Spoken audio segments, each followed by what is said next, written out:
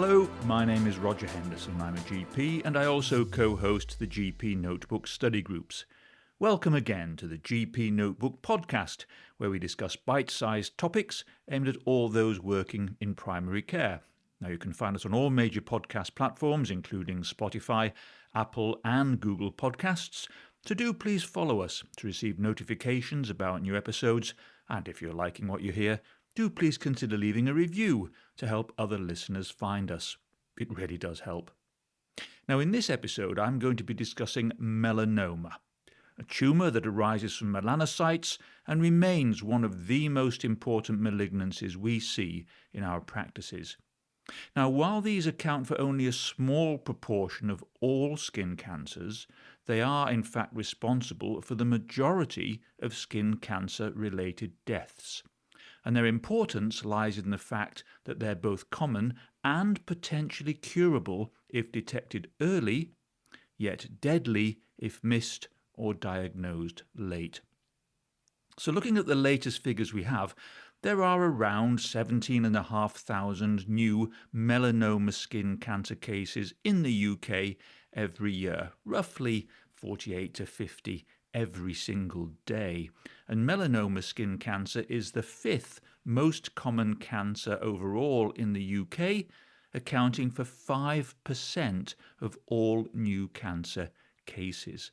And its incidence has in fact been steadily rising both in the UK and internationally over the past few decades.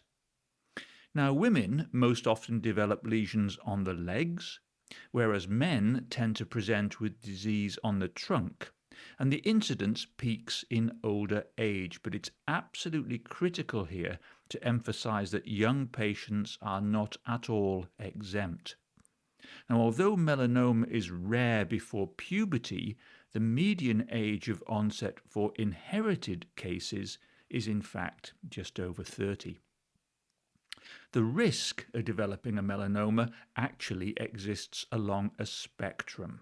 So at the lower end, certain physical features contribute. So people with Fitzpatrick skin types 1 and 2, in other words, those who tend to burn easily rather than tan, carry a modestly increased risk. Blonde or red hair and dense freckles are associated in the same way. And a family history also conveys a small but measurable elevation of risk. Environmental factors, particularly ultraviolet exposure, as you'd expect, add significantly to this. And both cumulative lifetime sun exposure and intense intermittent episodes such as severe sunburns are implicated. And sunbed use here is particularly problematic. Evidence, in fact, shows that even a single course of indoor tanning confers around a 20% increase in lifetime melanoma risk, with the risk rising in proportion to frequency and the age at first exposure to a sunbed. Now, the fact that 86% of melanoma skin cancer cases in the UK are preventable is a rarely salutary one, and I do personally feel we should be advising our patients about sunbed risk way more than we perhaps do at the moment. Now, one paradox here that's emerged in epidemiological studies is that people who regularly use sunscreen appear to have a slightly higher incidence of melanoma. And I think the likely explanation for this is behavioural, because sunscreen blocks ultraviolet B, which causes sunburn, but it's less effective against ultraviolet A. So people using it may feel protected, remain in the sun longer, and therefore accrue more ultraviolet A exposure. Now, this is not in any way to discourage sunscreen use, but simply to highlight that it must be part of a broader approach to sun safety that includes shade and clothing. Other recognised contributors to melanoma risk include advancing age, chemical exposure, immunosuppression, whether from organ transplantation or systemic illness, and chronic conditions such as inflammatory bowel disease. Now, if you move up the spectrum, then patients with large numbers of moles, especially when some are atypical, face a moderately increased risk, as do those with a personal history of melanoma. Immunosuppressed patients after organ transplantation, as I say, also fall into this category. And at the very highest end of risk are individuals who are born with large congenital melanocytic nevi greater than 20 centimeters, and those who carry high penetrance genes such as mutations in CDKN2A or CDK4. And these groups may have a risk that is more than 10 times that of the general population. Now, the obvious next question here then is, how do we recognize melanoma in our surgeries? Well, around 80% arise de novo on previously normal skin, whilst the remaining 20% develop within pre-existing moles. And the classic diagnostic framework still remains the one we have all learnt, the ABCDE rule. So just to remind us, A stands for asymmetry, where one half of a lesion does not mirror the other. B is for border, highlighting edges that are irregular, blurred, ragged, or notched. C is for colour, reminding us to watch for variegated pigmentation with different shades of brown, black, red, or white. And some clinicians also use C to mean comparison, referring to the ugly duckling mole that looks different from all the others on that patient's body. D traditionally stood for diameter greater than 6 millimeters, but we now tend to emphasize dimensions for D because change in size may be more important than absolute size. And finally, E represents evolution. Any mole that's changing in size, shape, or colour should raise concern in us. Now, the ABCDE rule does work well for many melanomas, but unfortunately often fails for nodular melanomas, which account for about 10% of cases. And these lesions tend to grow vertically from the outset, often with little or no radial phase, and so they can be deceptively uniform in both shape and colour. And for these melanomas, I find the EFG rule more helpful. So, a suspicious nodule is elevated above the skin's surface, firm to palpation, and shows persistent growth over a period of weeks. And nodular melanomas are unfortunately especially treacherous to diagnose because up to half of cases are pink, red, or even skin-coloured rather than pigmented, and so may easily be dismissed as benign. I think, in my experience, it's also worth saying a word here about history taking, because patients rarely know how long a mole has been present or whether it's changed. Itching and irritation are really non-specific symptoms and don't help us in distinguishing benign from malignant lesions. So the fundamental bottom line here is that if a lesion looks suspicious to you, it should be referred regardless of patient reassurance. Now, it's an absolute fact that dermoscopy can significantly increase diagnostic accuracy compared with the naked eye, no question. But this requires both training and experience, since the dermoscopic signs of melanoma can be subtle and are easily missed if the operator isn't skilled in it. And for this reason, the Primary Care Dermatology Society advises against using simple scoring algorithms, as these may foster overconfidence and lead to missed diagnoses. So dermoscopy is invaluable, but only in expert and experienced hands. Now, melanomas can be classified into a number of subtypes, and the most common is superficial spreading melanoma, which accounts for around 70 to 80% of cases in the UK. And these lesions often grow radially for a prolonged period before then invading deeper into the dermis. Commonly found on the legs in women and on the torso in men, their incidence peaks in the 70s. Nodular melanomas are the second most common type and typically arise between the ages of 40 and 60.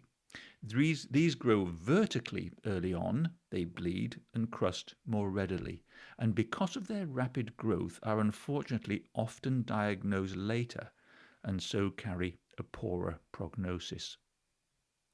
Lentigo maligna melanomas tend to occur in older patients with long-term sun damage, so usually on the face or neck, and often progress slowly over many years. Acral lentiginous melanomas are rare overall, but proportionally much more common in people with darker skin and in Asian populations, and occur on the palms, soles, or under the nails, and so tend to present later because these sites are less visible. And finally, we must never forget about mucosal melanomas, which arise from melanocytes in the lips, nasal passages, or genital mucosa.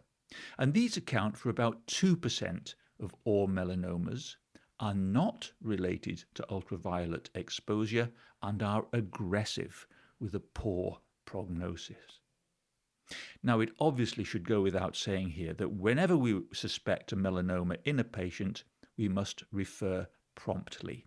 And NICE guidance recommends urgent referral through the suspected cancer pathway for any lesion scoring 3 or more on the weighted 7-point checklist, any pigmented or non-pigmented lesion suggestive of nodular melanoma, or any lesion that simply appears suspicious on dermoscopy. Now, I mentioned the weighted 7-point checklist there, and just to remind us about this, we have 3 major features of the lesions that score 2 points each, and these are 1. Change in size, 2. Irregular shape, and 3. Irregular colour. We then have 4 minor features of the lesions that score 1 point each, and these are 4. Largest diameter 7 millimeters or more, 5. Inflammation, 6. Oozing, and 7. Change in sensation. Now, once referred, the current diagnostic standard is a complete excisional biopsy with narrow margins. But in situations where this is impractical, such as on the face or acral sites, a full thickness incisional biopsy may be acceptable. Histology then gives us crucial prognostic information. The Breslow thickness, any ulceration, dermal mitotic rate, and evidence of lymph node spread all strongly the influence outcome. And of these, the Breslow thickness, which you'll remember is the measurement of tumour depth in millimetres, is the single most powerful predictor of survival overall. Looking at treatment, this is stage dependent. And for early stage melanoma confined to the skin, the mainstay here is wide local excision of the primary tumour, and the surgical margin is tailored to the tumour thickness. So thinner melanomas require smaller margins, whereas thicker ones may need up to 2 centimetres. Stage 3 disease, which involves regional lymph nodes, may also require lymph node dissection in addition to excision of the primary lesion, and adjuvant systemic therapies are increasingly employed at this stage here. Stage 4 disease with distant metastases unfortunately still represents the greatest challenge.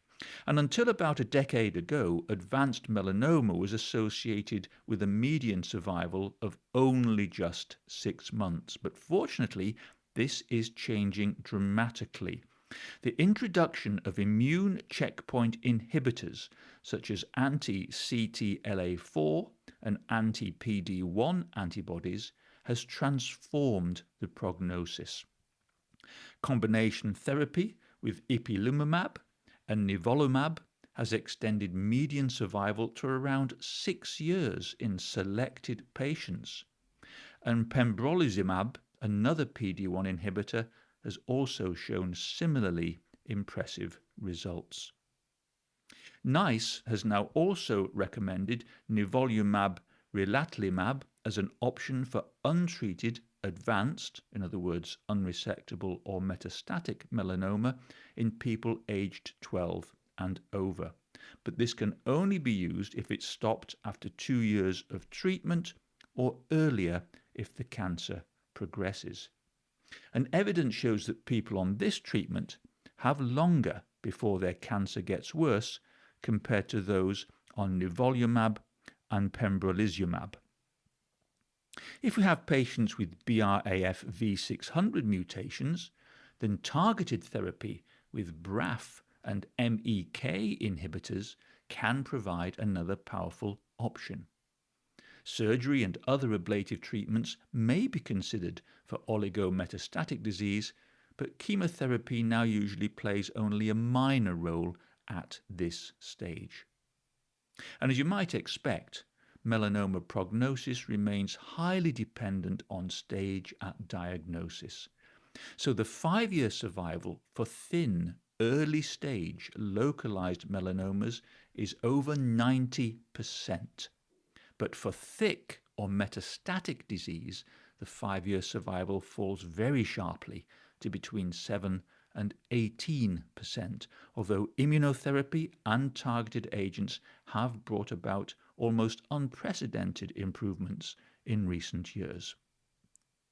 So just concluding this then, overall, melanomas are common, often lethal, yet often preventable cancer that affects the young as well as the old, and its risk factors range from phenotype and genetics to environmental exposures. Both the ABCDE and EFG rules are invaluable for recognition, though they must be used thoughtfully and always in context, since patient history can be unreliable. Dermoscopy is an invaluable and powerful tool, but only in trained hands, and the golden rule here is, when in doubt, refer urgently. Treatment has advanced enormously, but prevention and early detection still remains the central key here. So that was a quick overview of melanoma, and I do hope you found it helpful. But have a look at the show notes that accompany this episode at GPnotebook.com, and we'd be very grateful if you consider following the podcast and leaving us a review on your favourite podcast platform. Do feel free to get in touch via social media at GPnotebook or email us support@GPnotebook.com if you have any questions, comments, or even ideas for future podcasts. We do really like to hear from you. You should also visit us at GPnotebook.com to register for our virtual GP Notebook study groups, which occur all year round, and also to download free shortcuts to help improve the lives of our patients in primary care. But, as always, until the next time, thank you for listening, and goodbye.